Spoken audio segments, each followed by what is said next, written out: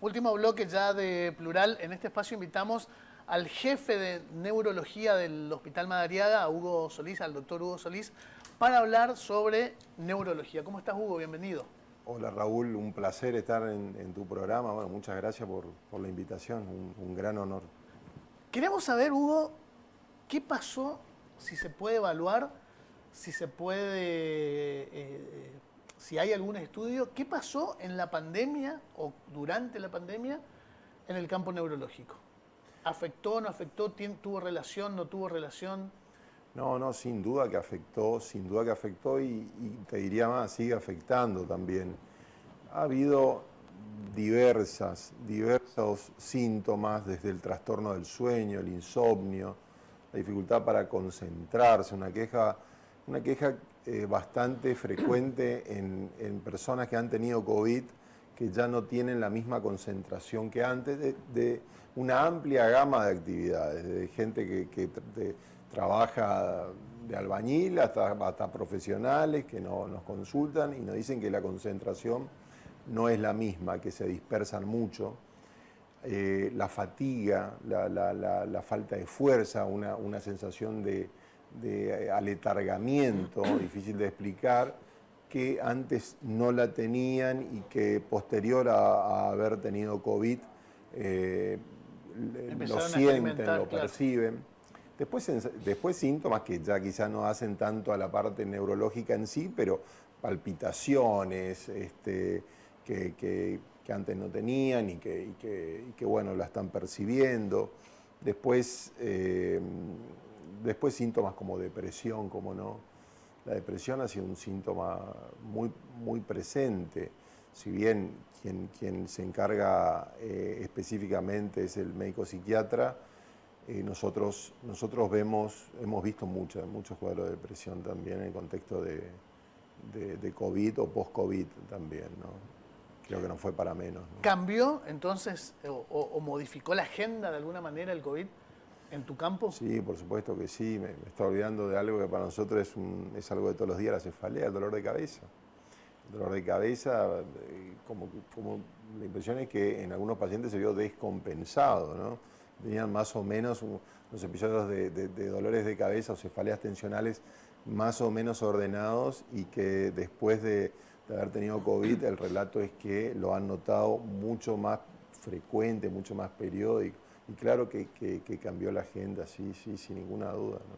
Desde el desconocimiento total, Hugo, ¿tiene lógica que un virus de estas características afecte? Por ahí, en el campo de la depresión, uno lo puede entender a partir del encierro, el aislamiento y demás. Pero, ¿tiene lógica que esto impacte, digamos, en el sistema neurológico o que acuse recibo ahí? Sí, la verdad que tiene bastante lógica. ¿Por qué? Porque si uno entiende la fisiopatología del COVID, hay algo que se llama una tormenta de citoquinas. Es decir, genera un cambio inflamatorio en el organismo de la persona que se contagia de COVID muy importante. Y eso opera o oficia como un señalador a nivel del cerebro, por más que no haya pasado el virus al cerebro. Vamos a suponer que no llegó el virus al cerebro, pero ya esa tormenta inmunológica que se genera cuando una persona se contagia de COVID despierta señales inmunológicas en el cerebro, y a partir de ahí se pueden exacerbar un montón de síntomas y un montón de alteraciones. Es increíble, pero opera de esa manera, ¿no? Y eso es lo que un poco por ahí puede explicar lo que hoy uno se pregunta: ¿y por qué se puede generar? No, yo no creo que genere enfermedad de Parkinson, no creo que genere enfermedad de Alzheimer, nada, claro. pero puede exacerbar, porque sabemos que hay enfermedades neuroinflamatorias, por ejemplo la esclerosis múltiple, y también enfermedades neurodegenerativas donde el componente inflamatorio está muy presente, la enfermedad de Alzheimer, la enfermedad de Parkinson. Entonces, no es extraño el relato que notan exacerbado o empeorado sus síntomas.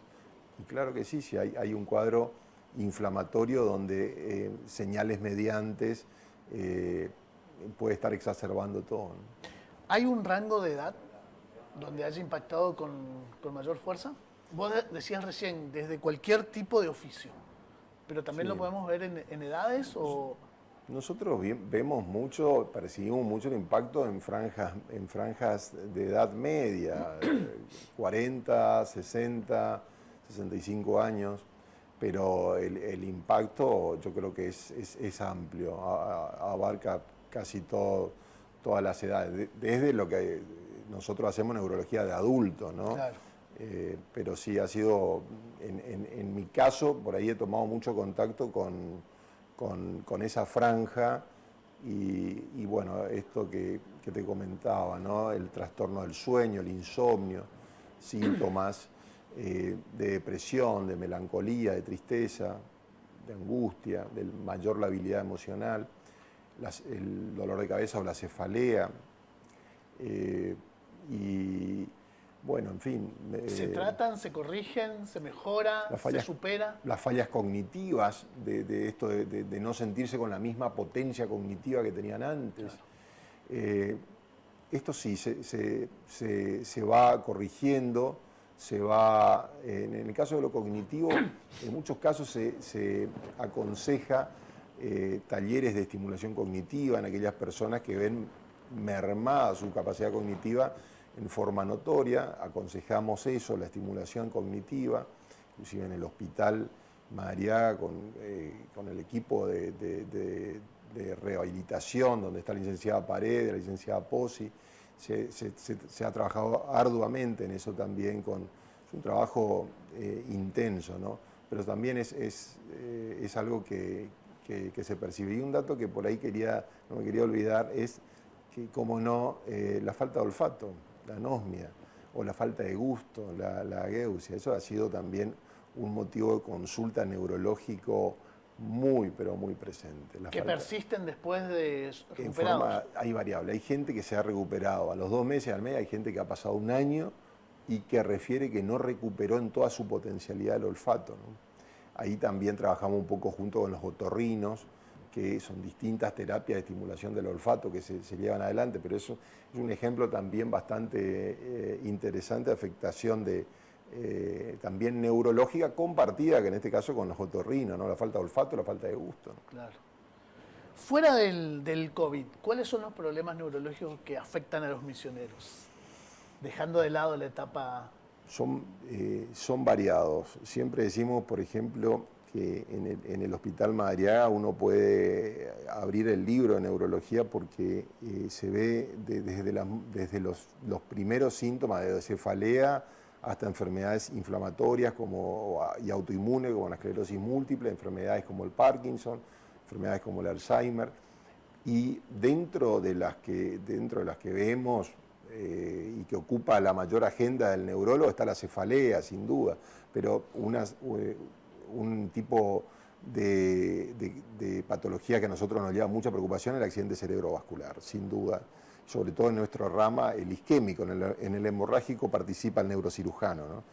¿Hay síntomas, Hugo, para detectar, darse cuenta? Sí, es muy importante porque estábamos, por ahí lo conversamos fuera de cámara, llevando adelante y creo con mucho éxito terapias de revascularización, terapias con trombolíticos, con sustancias que si uno pesquisa en la familia, en la casa, que ese familiar, ese ser querido o uno mismo, valga la ironía, está teniendo síntomas de una ACV, tiene que dirigirse inmediatamente. ¿Y cuál es ese síntoma? ¿Cómo lo percibo? Por ejemplo, ¿En mí o en otro? Sí, ¿no? Porque por supuesto.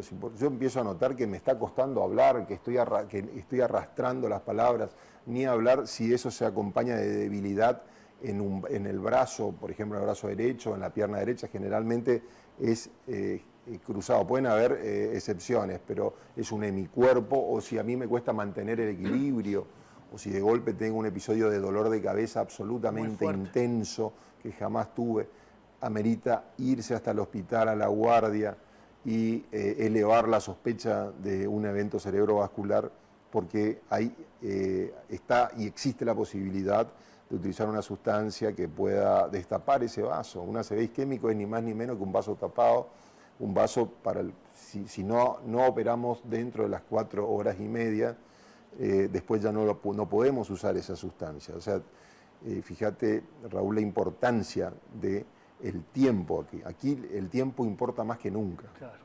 más que nunca. ¿Y el misionero le presta atención a eso? ¿Va ante esos síntomas o espera como, yo me imagino, no, capaz que me duele la cabeza nomás, ya se me va a pasar?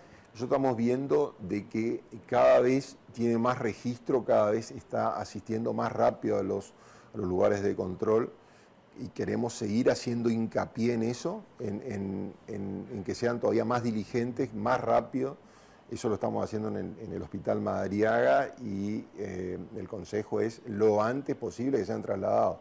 A veces conviene por ahí no ir inclusive a un lugar intermedio, porque eso haría perder tiempo. Nosotros cuanto más rápido diagnostiquemos y más rápido pasemos esa sustancia, más posibilidad de la recuperación. Y hemos tenido pacientes con recuperación total, absoluta, de algo que en otras circunstancias hubiesen quedado o hemipléjicos o afásico, es decir, hemipléjico quiere decir toda la mitad del cuerpo sin poder mover, afásico es una persona que no se puede comunicar, que por ahí entiende y no se puede comunicar o a veces tampoco puede entender, es decir, es clave para la vida de esa persona tomar esa conducta. Eso y acá también te pregunto, ¿hay edades donde se da con mayor frecuencia o puede pasar también desde un niño siempre desde el total desconocimiento, pregunto? Sí, a medida que van pasando los años, siempre es más frecuente en la sexta, séptima, octava década de la vida, es más frecuente en hombres, ¿no?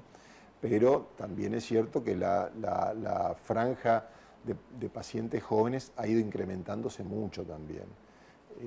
40 años, 30 y pico años, 50 ¿Y eso por años. el sedentarismo o cuáles son las causas? Hay varias causas. Sin duda la hipertensión, el sedentarismo y el tabaquismo se llevan el gran premio, claro. ¿no?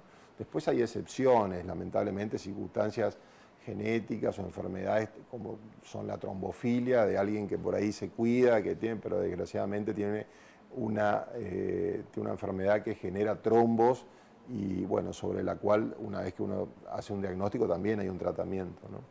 Pero son los menores de los casos. Claro. Y después, bueno, hay enfermedades que son catastróficas, como son los aneurismas rotos, y eso en general interviene más el neurocirujano, pero que los neurólogos y todo el sistema médico, cuando ve una cefalea intensa en alguien que no es habitual a tenerla, una cefalea que la despierta a la noche o en medio del acto sexual, un dolor de cabeza súbito, intenso, hay que sospechar que puede ser un aneurisma y hay que hacer los estudios inmediatos. Es una emergencia neurológica, ¿no? ¿Esto tiene prevención? Los accidentes, estos problemas. Sí, mira, yo siempre digo, Raúl, que la mejor manera de prevenir el accidente cerebrovascular dentro de nuestras posibilidades, yo no hablo de algo genético, donde lo cual obviamente no tenemos mayor incidencia, es ¿qué hice hoy yo? La simple pregunta, ¿hoy hice algo para evitar el ACV? Hice, aunque sea una caminata de media hora, de 40 minutos, traté de comer un poquito más sano o realmente no hice absolutamente nada hoy para evitar un accidente cerebrovascular. Esa respuesta me la tengo que dar yo solo. Yo sé si me he estado cuidando o no. Y por ahí va el camino, me parece, ¿no? Hugo, muchísimas gracias. Al contrario, gracias a vos, Raúl, un placer. Nosotros nos volvemos a encontrar el próximo lunes a partir de las 19 horas. Muchas gracias.